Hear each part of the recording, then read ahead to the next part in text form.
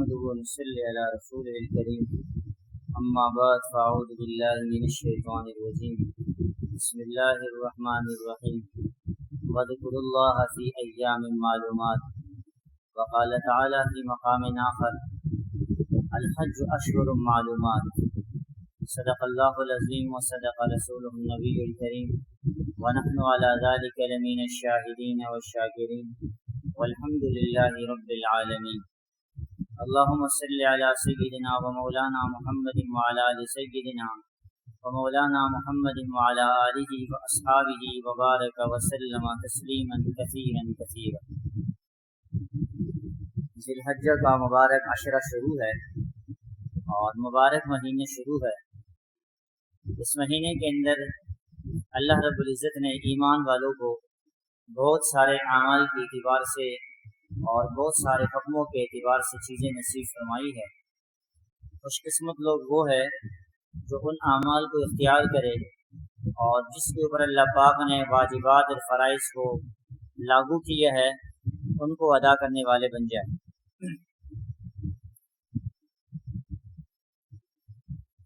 اسی عشرے کے اندر نفلی روزوں کا اہتمام کرنا، ایسے ہی اس عشرے کے اندر ذکر اذکار کا اہتمام کرنا، اور اسی عشرے کے اندر لوگ بیت اللہ کی حج کرنے چلتے ہیں اور وہاں جا کے حج کرتے ہیں، جو اسلام کے ارکان میں سے ایک بہت بڑا رکن ہے۔ اور اسی عشرے میں لوگ بہت بڑا اللہ رب العزت کے ساتھ جو حکم ہے قربانی کا حکم اس کو ادا کرتے ہیں۔ چونکہ اس عشرے کے جو فضائل ہے ذکر کے اعتبار سے، روزوں کے اعتبار سے، اور تو اکثر آپ لوگوں نے جمعے کے بیانات میں اور پچھلے مجالس میں سنے ہوں گے۔ مختصر یہی ہے کہ اللہ رب العزت قرآن کریم کے اندر فرماتے ہیں وَاذْكُرُوا اللَّهَ فِي أَيَّامٍ مَّعْلُومَاتٍ، اب اللہ پاک کو معلوم ایام کے اندر یاد کرو۔ اور ایسے ہی حج کے بارے میں جو معلوم ایام ہے وہ یہی ہے کہ 8، 9، 10 اور پھر جا کے چلتے ہیں، اس کے اندر جتنے بھی حکمیں ہیں حج کے اعتبار سے۔ آج ہم مختصر سے حج کے بارے میں بات کریں گے، پھر انشاءاللہ تعالی ذکر کر لیں گے، پھر دعا کریں گے۔ حج جو ہے بیت اللہ کا سفر، یہ مال کا محتاج نہیں ہے۔ بعض لوگ یہ سمجھتے ہیں جس کے پاس مال ہوگا تو وہ بیت اللہ جائے گا۔ بیت اللہ کا سفر کبھی مال کا محتاج نہیں ہے۔ وہاں آپ جائیں گے، آپ کو غریب سے غریب آدمی بھی ملے گا جو بیت اللہ کا طواف کر رہا ہوگا، اور آپ کو مالدار سے مالدار آدمی ملے گا۔ کہنے کا مقصد یہ ہے کہ وہاں وہی آدمی جاتے جس کو اللہ پاک لگے جاتے ہیں۔ دنیاوی اعتبار سے کتنے لوگ ایسے ہوتے ہیں جو بہت زیادہ پیسوں والے ہوتے ہیں، اللہ پاک نے دنیا کے اعتبار سے بہت وسعت نصیب فرما رکھی ہوتی ہے، اس کے باوجود ان کو کبھی حج کا موقع نہیں ملتا ہے۔ اور بعض لوگ تو ایسے ہوتے ہیں کہ بغیر حج کے دنیا سے چلے جاتے ہیں، حج بھی فرض ہوتا ہے اور طاقت بھی ہوتی ہے جانے کی، پھر بھی نہیں جاتے ہیں۔ بعض لوگ ایسے ہوتے ہیں ان کے پاس کچھ بھی نہیں ہوتا، مالی طور پر کمزور ہوتے ہیں، لیکن عشق اور محبت اندر سے اتنا بھرا ہوا ہوتا ہے کہ اللہ پاک اس محبت کو دیکھ کر اپنے اس بندے کو بیت اللہ اور حرمین شریفین کی زیارت نصیب فرما دیتے ہیں۔ دارالعلوم دیوبند کے ایک بہت بڑے شیخ العرب والعجم حضرت مولانا سید حسین احمد مدنی رحمۃ اللہ علیہ، ان کے بارے میں آتے ہیں، فرمایا کہ جب وہ دارالعلوم دیوبند کے اندر آئے، بہت بڑے آدمی تھے، کہ جب حج کے ایام آتے تو وہ اپنے گھر کے اندر رات کے وقت کبھی ایک کونے پر جا کے ٹھہرتے، کبھی دوسرے کونے پہ، ساری رات چلتے رہتے تھے۔ گھر میں ان کی والدہ نے یا گھر والی نے پوچھا کہ آپ کو رات کو نیند نہیں آتی ہے؟ ہمارے جو بڑے تھے وہ عاشقین تھے، وہ سچے عاشق تھے، انہوں نے کہا کہ آپ کو رات کو نیند نہیں آتی ہے؟ اس نے کہا رات کو نیند تو اس کو آئے گی جس کا دل اندر سے مطمئن ہو، پریشان نہ ہو۔ میرے دل اندر سے بے چین ہے، کیا بے چینی ہے؟ اس نے کہا اس وقت حج کے ایام شروع ہے اور میں رات کو سوتے وقت یہ سوچتا ہوں کتنے عشاق ایسے ہوں گے، کتنے عاشقین ایسے ہوں گے جو اللہ پاک کی محبت اور عشق میں ڈوب کر اس وقت بیت اللہ کا طواف کر رہے ہوں گے. اور حسین احمد یہ اللہ کا کیسا عاشق ہے، ہندوستان میں بیٹھا ہوا ہے. پھر فرماتے کتنے عشاق ایسے ہوں گے جو حجر اسود کو بوسہ دے رہے ہوں گے، کتنے عشاق ایسے ہوں گے جو صفا اور مروہ کے درمیان دوڑ رہے ہوں گے اللہ کے عشق اور محبت میں. اور حسین احمد ہندوستان میں بیٹھا ہوا ہے. کتنے عشاق ایسے ہوں گے جو مدینہ منورہ میں حضور نبی کریم صلی اللہ علیہ وسلم کے روز مبارک پر درود و سلام کا ہدیہ پیش کر رہے ہوں گے، اور حسین احمد ہندوستان میں بیٹھا ہوا ہے. لیکن عشق اور محبت میں سچے تھے، ایسے سچے تھے. فرمایا ایسا عشق اور محبت تھا. پھر ایسا وقت آیا اللہ نے حضرت مدنی رحمۃ اللہ علیہ کو ایسی قبولیت نصیب فرمائی کہ پھر حضور نبی کریم صلی اللہ علیہ وسلم کے روز مبارک کے سامنے 17 سال تک بخاری شریف کا درس. یہ عاشقین تھے. حکیم الامت شاہ اشرف علی تھانوی صاحب رحمۃ اللہ علیہ نے ایک واقعہ ذکر کیا ہے. فرمایا قاری صاحب تھے، بہت غریب تھے. آپ کو تو پتہ ہے نا مدارس کے جو اساتذہ ان کی کتنے تنخواہیں ہوتی ہے، 10,000 15,000 20,000 زیادہ سے زیادہ 25,000. گھر کا گزارا بھی مشکل ہوتا ہے. لیکن اللہ تعالیٰ ان کو قبول رکھا ہوتا ہے، وہ توڑے میں بھی اللہ برکت نصیب فرما دیتا ہے. یہ قاری صاحب تھے، ان کی تنخواہ بھی توڑی، غربت بھی بہت زیادہ، لیکن دل میں خیال تھا کہ میں حج کروں گا. ایک دن اس نے ارادہ کیا میں نے حج پہ جانا. گھر سے نکل گئے. اب جیب میں پیسے بھی نہیں ہیں. ہندوستان کے اندر جو بمبئی کا پورٹ ہے اس نے کہا وہاں تک جاؤں گا. اب وہاں جو سفر جو نے شروع کیا وہاں سے کافی لمبا فاصلہ، اور راستے میں اگر پیدل جائیں گے تو کئی دن لگ جائیں گے، کچھ دن لگی جائیں گے، 2 دن 3 دن. اب اس نے سوچا میں تو سفر کر رہا ہوں، جیب میں کچھ ہے بھی نہیں. تو جس گاؤں میں جاتے تھے اس گاؤں کے اندر اعلان کر لیتے بھائی میں چارپائیاں بنا سکتا ہوں، کوئی ہے چارپائی بنانے والا، میں چارپائی بنا لوں گا، مجھے اجرت دے دے. لوگوں نے کہا ٹھیک ہے. لوگ چارپائی لے کے آ جو چارپائی خراب ہوتی سامنے پیش کر لیتے، یہ چارپائی کو بنا لیتے، اجرت لے لیتے، اسی پیسوں پر سفر شروع کر دیتے. اب جس گاؤں میں یہ جا رہے یہ عمل کر رہا ہے، پیسے مل رہے ہیں، اور یہ چلتے چلتے سفر کرتے اور بمبئی کے جو پورٹ ہے وہاں تک پہنچ گئے. وہاں پہنچنے کے بعد جہاز کا جو کیپٹن ہے، بحری جہاز ہوا کرتے تھے، تو وہاں جا کر کے دیکھا کہ وہ انگریز ہے، غیر مسلم ہے. اب ان سے کہا کہ بھائی میرے پاس تو پیسے ہے نہیں، دل تو میرا چاہ رہا ہے میں حج پہ چلا جاؤں، لیکن چونکہ میرے پاس پیسے نہیں ہیں تو آپ ایسا کریں جہاز کے اندر میرے کوئی خدمت لگا لے، میں خدمت کرتا رہوں گا اور مجھ سے آپ ٹکٹ نہ لے، میں وہیں تک خدمت کرتا رہوں گا، مجھے بھی اتار دے. اس نے کہا بھائی اصل میں مسئلہ یہ ہے کہ خدمت کرنے کے لیے آپ تیار ہیں، ہمارے پاس تو ایک ہی خدمت ہے، اگر وہ کر سکیں گے تو ٹھیک ہے آپ آ جائیں. اور کہتے اس جہاز کے ارد گرد ایسے کئی لوگ کھڑے تھے جن کے پاس پیسے نہیں ہیں، وہ بھی چاہ رہے کہ ہم حج پہ جائیں. تو جب اس نے یہ بات کی اس نے کہا ہمارے ہاں ایک خدمت ہے، وہ یہ ہے کہ آپ نے واش روم صاف کرنا ہے، لیٹرینیں صاف کرنی ہے. اس نے کہا بھائی ٹھیک ہے میں تیار ہوں اس کے لیے. یہ سے اوپر چڑھ گئے اور لوگوں نے کہا ہم بھی جانے کے لیے تیار ہیں، ہمارے بھی ہمیں کوئی خدمت دے دے، ہمارے پاس بھی ٹکٹ نہیں ہے. انہوں نے کہا ہمارے پاس یہ خدمت ہے، جس یہ واش روم صاف کرے گا حضرات بھی واش روم صاف کرنے آ جائے، آپ کو میں بٹھا دوں گا. اب یہ قاری صاحب تو اندر سے عشق اور محبت میں بھرے ہوئے تھے. قاری صاحب نے اوپر سے کہا بھائی جتنے بھی لوگ جانا چاہتے سب آ جائے، سب کی طرف سے خدمت میں کروں گا، آپ کی جہاز میں سوار ہو جاؤ. اب ان کے دل میں عشق اور محبت سچا نہیں تھا. ان لوگوں نے کہا بھائی بات تو آپ کی صحیح ہے لیکن ہم یہ کام نہیں کر سکتے، اس کام کی بنیاد پر ہم جہاز میں نہیں بیٹھ سکتے. کیپٹن نے کہا ٹھیک ہے مجھے یہ منظور ہے، آپ بیٹھ جائے. قاری صاحب کو بٹھا دیا. قاری صاحب کے پاس 2 سوٹ تھے، ایک انہوں نے واش روموں کی صفائی کے لیے رکھ لیا اور دوسرا سوٹ انہوں نے اپنے عبادت کے لیے رکھ لیا کہ میں عبادت کروں گا اس میں. اب دن ہوتا، سارا دن قاری صاحب کیپٹن نے جو خدمت لگائی تھی وہ سارا دن قاری صاحب واش روم میں صاف کیا کرتے تھے، سارا دن واش روم کے صاف کرنے میں لگا ہوا ہے.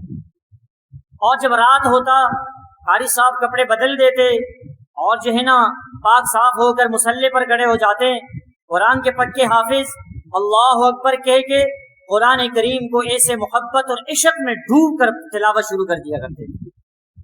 اب ہر رات یہ سلسلہ چل رہا ہے. ایک دن کیپٹن نے ارادہ کیا بھائی جہاز کا معائنہ کر لوں، لوگوں سے جا کے پوچھ کچھ کر لوں، کوئی تکلیف تو نہیں ہے کسی کو. اب جیسے یہ آیا جہاز کے اندر گشت پہ، دیکھ رہے وہی قاری صاحب جس کو انہوں نے واش روم کی صفائی کے لیے اوپر لایا تھا خدمت کے لیے، تو دیکھا کہ مصلی پر کھڑے ہوئے ہیں، قرآن کریم کی تلاوت عشق اور محبت میں ڈوب کے کر رہے ہیں. اب جیسے قرآن کریم کی تلاوت اس نے سنے اس انگریز نے، یہ فوراً کھڑے ہو گئے، یہ بھی قرآن کریم کو بڑے مزے مزے سن رہے۔ حاجی صاحب نے سلام پھیرا، اس نے کہا یہ بتاؤ بھئی آپ یہ کیا پڑھ رہے تھے؟ اتنا خوبصورت کلام میں نے زندگی میں کبھی سنا نہیں ہے، اتنے بہترین زبان تو میں نے زندگی میں کبھی سنی نہیں ہے، یہ آپ کیا پڑھ رہے تھے؟ مجھے بھی سناؤ۔ اس نے کہا یہ تو ہم اس آدمی کو سناتے ہیں، اس آدمی کو بتاتے ہیں، وہ آدمی اس کو پڑھ سکتے ہیں جو لوگ پاک صاف ہوتے ہیں۔ اس نے کہا میں صفائی کرنے کے لیے تیار ہوں، کیا حکم ہے؟ کہ کپڑے بدل دو، غسل کر لو، پھر میرے پاس آ جاؤ۔ کیپٹن گئے، اس نے صفائی کر لی، غسل کیا، کپڑے بدل کے واپس آئے۔ واپس آنے کے بعد قاری صاحب کے سامنے بیٹھ گئے۔ قاری صاحب نے کہا ایک شرط ہے، پھر میں آپ کو قرآن کریم پڑھاؤں گا، وہ شرط یہ کہ آپ کلمہ پڑھ لو۔ اس نے کہا پڑھا لو۔ جیسے اس نے کلمہ پڑھایا، قریب میں اور انگریز بھی کھڑے تھے، انہوں نے کہا آپ کو کیا پتا ہے کیپٹن صاحب اس تو آپ کو مسلمان کر دیا۔ اس نے کہا کوئی بات نہیں ہے، مسلمان تو ہو گیا ہوں، لیکن جو کلام یہ پڑھ رہا تھا وہ کلام مجھے ایسا لگتا ہے کہ اس کے اندر شک اور شبہ نہیں ہے، یہ کلام تو سیکھ لیں گے تو پڑھنے والا تو بن جاؤں گا۔ تانوی رحمۃ اللہ علیہ فرماتے ہیں وہ ایسا سچا عاشق تھا، ایسا سچا عاشق تھا، اللہ نے بیت اللہ کی زیارت بھی نصیب فرما دی اور اللہ پاک نے اس کے ذریعے سے جہاز کے کیپٹن کو ہدایت بھی نصیب فرما۔ یہ ہے عشق اور محبت کا سفر۔ ہاں، ہمارے جو بڑے تھے وہ عشق اور محبت میں سفر کرتے تھے۔ آج ہم بھی جاتے ہیں بیت اللہ کی طواف کرتے ہیں۔ ایک بہت بڑے اللہ والے ہمارے خانقاہ میں تشریف لے کے آئے تھے اور مدینہ منورہ میں ہوتے ہیں، حرمین شریفین میں، 45 سال سے وہاں مقیم ہیں۔ ابھی چند دن پہلے، عید سے پہلے آئے، عید کے بعد آئے تھے، تو انہوں نے ہمیں بتایا کہ مولانا سعید احمد خان صاحب رحمۃ اللہ علیہ سے میں نے سنا، وہ فرمایا کرتے تھے کہ میں نے ان سے، یا اور بزرگ بتائے کہ میں نے ان سے سنا، فرمایا کہ جو بھی حاجی حج پہ جائے وہ طواف کرے، اس کو کیا سوچنا چاہیے؟ فرمایا جب وہ طواف کرے، طواف کے دوران یہ سوچے اللہ آپ نے اپنا گھر کا قرب نصیب فرمایا، اپنے ذاتی عالی کا قرب بھی نصیب فرمایا۔ اور فرمایا جب طواف کرے، طواف کرتے ہوئے سوچے اللہ آپ نے بیت اللہ کے سائے میں جگہ نصیب فرما دی، قیامت کے دن اپنے عرش کا سایہ بھی نصیب فرما۔ اور فرمایا کہ جب آپ زمزم کے پانی پر جائے اور زمزم کا پانی پیے، اس وقت یہ اللہ پاک سے دعا کرے اللہ تو نے زمزم تو پلا دیا، اے اللہ تیرے کرم اور فضل سے ہوا، قیامت کے دن پیارے حبیب صلی اللہ علیہ وسلم کے ہاتھوں مبارک سے حوض کوثر کا مبارک پانی بھی نصیب فرما۔ اور فرمایا جب حضور نبی کریم صلی اللہ علیہ وسلم کے روضے مبارک پر جائے اور وہاں جا کر حاضر دے درود و سلام کا ہدیہ پیش کرے تو وہاں پر عرض کرے یا اللہ آپ نے اپنے پیارے حبیب صلی اللہ علیہ وسلم کے اس دنیا میں وہ قرب مجھے نصیب فرما دیا، اور جنت کا جو ٹکڑا ہے ریاض الجنہ آپ نے وہاں پر مجھے پہنچا دیا جو دنیا کے اندر سب سے بہترین جگہ ہے۔ مولا کریم آپ نے مجھے وہ جگہ، اس جگہ کے اندر حاضری کی توفیق نصیب فرما دی، قیامت کے دن اپنے پیارے حبیب صلی اللہ علیہ وسلم کے مبارک پڑوس کے قریب کی جگہ نصیب فرما۔ یہ تھے ان حضرات کے حج کے جو ہے نا جو کیفیات، وہ یہ کیا کرتے تھے، ان کے حج ایسے ہوا کرتے تھے۔ آج ہم سوچے بھائی ہم جب بیت اللہ جاتے ہیں کہ اگر ہم گئے نہیں ہیں تو ہمارے دل کے اندر تڑپ کتنی ہے، ہمارے دل میں تڑپ کتنی ہے، ہم اللہ کے سامنے کتنے روتے ہیں روزانہ، کتنے لوگ حج پہ گئے ہوئے ہیں نا۔ اب ہم سوچے بھائی میں روزانہ کتنے اعمال کرتا ہوں کہ میں بھی جاؤں۔ ہمارے اکابرین جو تھے نا وہ تو آخری لمحے تک اللہ سے مانگتے تھے، یہ نہیں کہ حج کے ایام میں تو 2 دن رہ گئے اب تو جا نہیں سکتا ہوں، نہیں، اور آدھا کوٹ کے اللہ کے سامنے روتے تھے اللہ میرے پاس تو کچھ بھی نہیں ہے، تو یہ مجھے لے کے جا سکتا ہے، اللہ فلاں کو تو لے کے گیا مجھے بھی لے کے جا سکتا ہے، اللہ تو مجھے بھی مبارک سفر نصیب فرما۔ اللہ کے سامنے روتے تھے اور ایسے عشق اور محبت میں ڈوب کر روتے تھے، اللہ کو بھی ترس آیا کرتا تھا۔ حضرت شیخ حافظ الحدیث حضرت مولانا عبداللہ درخواسی رحمۃ اللہ علیہ، اللہ ان کی قبر کو نور سے منور فرمائے، ان کے خادم ہیں، 32 سال ان کی خدمت کی، وہاں ہمارے جہاں میری رہائش ہے وہاں ہمارے قریب رہتے ہیں، ابھی بھی زندہ ہے، ضعیف العمر ہے اور بہت محبت کرتے ہیں، میں جاتا ہوں ان سے ملنے کے لیے۔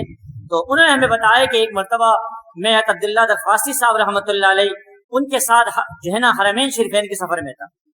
فرمایا کہ ہم گئے مسجد قباء میں، تو عرب کے جو بڑے بڑے شیوخ تھے وہ بڑے بڑے شیوخ سے ملنے کے لیے آئے مسجد قباء میں، اور مسجد قباء میں آ کر کے انہوں نے ان سے کہا کہ حضرت آپ تو ہم نے آپ کے بارے میں سنا کہ حافظ الحدیث ہے، حدیث کے اندر بہت بڑے مہارت رکھتے ہیں، تو ہم آپ سے کچھ سوالات کرنا چاہتے ہیں۔ سوالات کرو۔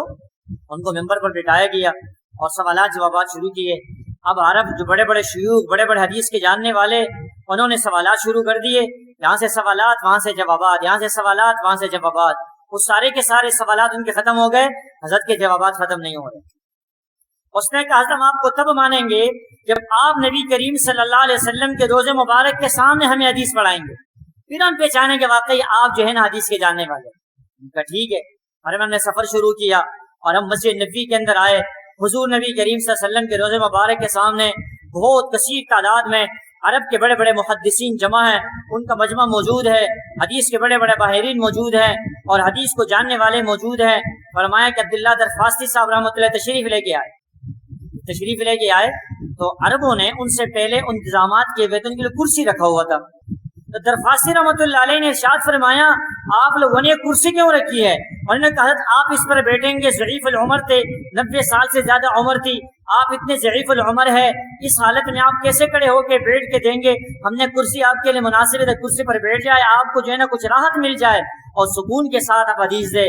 فرمایا درخواستی صاحب رحمۃ اللہ علیہ بڑے جلالی قسم کے آدمی تھے، جلال میں آ کر سارے کے سارے عربوں کو مخاطب کیا، او خدا کے بندو، حضور نبی کریم صلی اللہ علیہ وسلم سامنے موجود ہو، یہ غلام حضور کا غلام بیٹھ کے حدیث شریف دے، یہ تو حدیث شریف اور حضور نبی کریم کے سامنے بے ادبی ہے، یہ کبھی نہیں ہو سکتا کہ درخواست سے بیٹھ کر حدیث دے گا، وہ کھڑے ہو کر تمہیں حدیث پڑھائے گا۔ فرمایا جملے اتنے عشق اور محبت کے ساتھ کہے کہ جتنا مجمع بیٹھا تھا سارا کا سارا مجمع بے ہوش ہو گیا۔ تو ان حضرات کا عشق اور محبت تھا، تعلق تھا، اس لیے جب وہ حدیث کا نام لیتے تھے لوگوں کے رونگٹے کھڑے ہو جاتے تھے، حدیث کو بیان کرتے تھے، سامنے والے مجمع پر ایک اثر ہوا کرتا تھا، اس لیے وہ عاشقین تھے، عشق اور محبت کے اندر ڈوبے ہوئے۔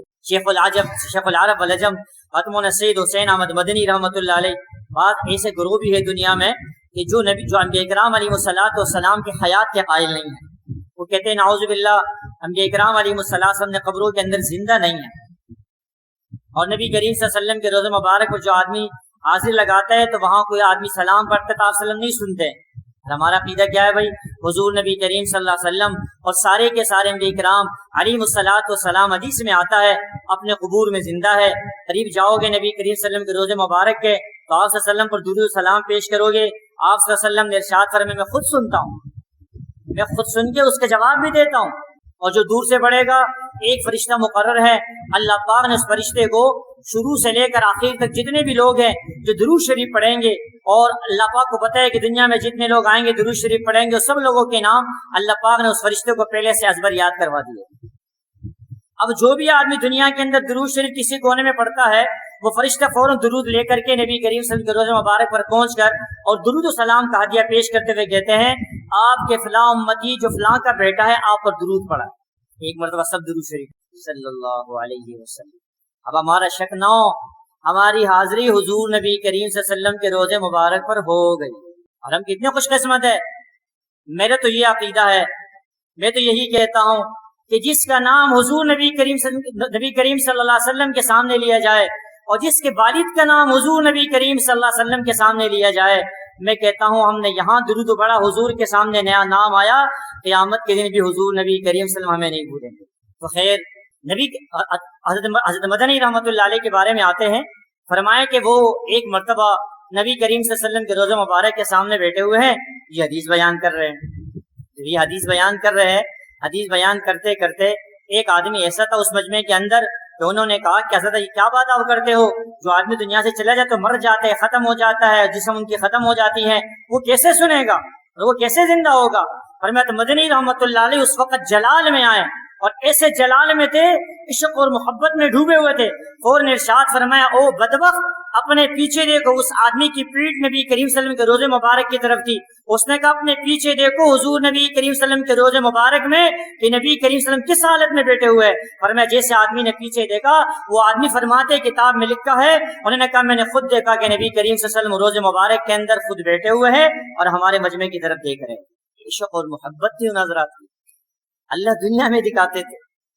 اس لیے میرے دوستوں بھائی اور بزرگوں، ہم اور آپ اور یہ بات ضرور یاد رکھیں، دنیا کے اندر نبی کریم صلی اللہ علیہ وسلم سے ملاقات، اگر ایک آدمی جاگ رہا ہو ایسے ملاقات ہو سکتی ہے، ہاں ایسی بھی ملاقات ہو سکتی ہے۔ اس لیے میرے دوستوں بھائی اور بزرگوں، حج کا سفر، حرمین شریفین کا سفر، مدینہ منورے کا سفر، یہ عشق اور محبت کا سفر ہے۔ اللہ تعالی ہم سب کو یہ محبت والا سفر بار بار نصیب فرمائیں، اور ہر ساتھی 3 دعائیں کرے، اللہ مجھے حرمین شریفین کا سفر نصیب فرما، مقبول سفر نصیب فرما، با ادب سفر نصیب فرما، अपने मकबूल बंदों के साथ नसीब फरमा। ये दुआ किया करे।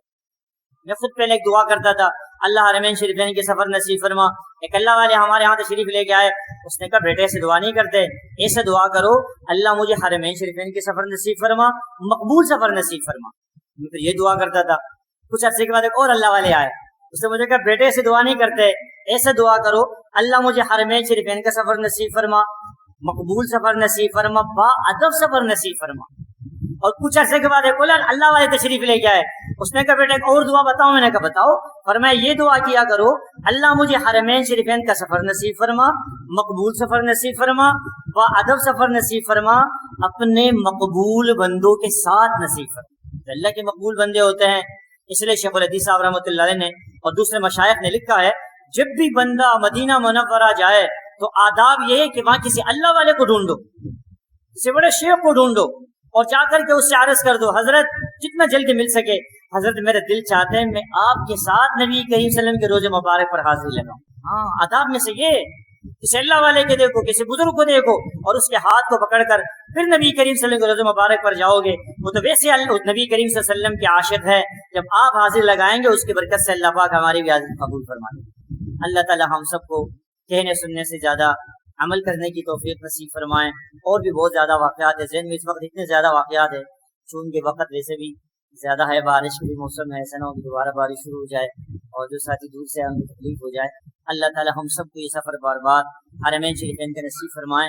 बस जो हरमैन शरीफैन का सफ़र करना चाहते हैं, चंद अमाल बताता हूँ, हमारे मशाइख से वो मनकूल है, जो साथी उसका एहतमाम करेगा अल्लाह रब्बुल इज्जत जरूर उसको कसरत के साथ, हमारे जो मशाइख कसरत के साथ जाते हैं ना, आप लोग अक्सर अल्लाह वाले जो होते हैं वो अक्सर हरमैन शरीफैन जाते हैं, हर साल हज पे जा रहे हैं और अक्सर उनका जो है हरमैन शरीफैन का सफर होता है, साल में 3-3, 4-4 दफा सफर होता है। उसकी वजह क्या होती है? वो कुछ अमाल करते हैं और मैंने वो अमाल अल्हम्दुलिल्लाह जब से पढ़े मैं खुद करता हूँ। अल्हम्दुलिल्लाह पाक ने रमजान अल मुबारक में 2 मरतबा हाजिरी नसीब फरमाई और यकीनी बात हाजिरी होती है। एक तो हर साथी रोजाना जोहर की नमाज के बाद सूरह फतह पढ़ा करे, इन्ना फतहना लका फतहम मुबीन, जो सूरत है 26वें पारे में, इसका है हमारे मशाइख जो अक्सर है उनका ये मामूल रहा है कि वो जोहर की नमाज के बाद सूरह फतह पढ़ा करते थे हरमैन शरीफैन के सफर के लिए। दूसरे नंबर पर रोजाना 1000 मरतबा दुरूद शरीफ पढ़ लें, अपने मामूल में रखे, फिर अल्लाह ऐसे असबाब बनाएंगे हैरान हो जाएंगे। 1000 आसान दुरूद शरीफ पढ़ा करे सल्लल्लाहु अलैहि वसल्लम या सल्लल्लाहु अलैहि नबील उम्मी, जो भी आसान। 2 अमल हो गए। तीसरा अमल जिसका पासपोर्ट नहीं बना, पासपोर्ट बना।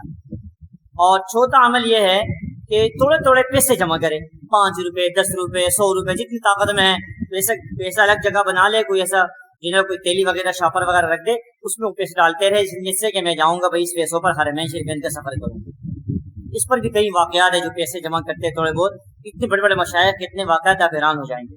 खैर, इसके अलावा 5वें नंबर पर यह है कि लोगों को दावत दे, भाई मैं तो इस साल या अगले साल में हज पे जा रहा हूँ, आप भी तैयार हो जाओ। यकीनी बात कह रहा हूँ, अगर आप लोगों से कहेंगे ना मैंने मुहर्रम पे उम्रे पे जाना है, जब आप कहेंगे मैंने मुहर्रम पे उम्रे पे जाना है, पैसे आप जमा कर रहे हो, जैसे दिन करीब आएंगे आपके दिल में बेचैनी पैदा होगी, यार तो लोगों को तो मैंने कह दिया मैं तो मुहर्रम पे उम्रे पे जा रहा हूँ, अब दिन करीब आ रहा है और पैसे की हालत ये है, आप उन दिनों में खुद अल्लाह के तरफ मुतवज्जह हो जाएंगे और आप खुद दुआ करने लगेंगे, अल्लाह मेरी इज्जत का भी ख्याल रखना, अपने घर की ज़ियारत भी नसीब फरमा, हरमैन शरीफैन का सफर भी नसीब फरमा।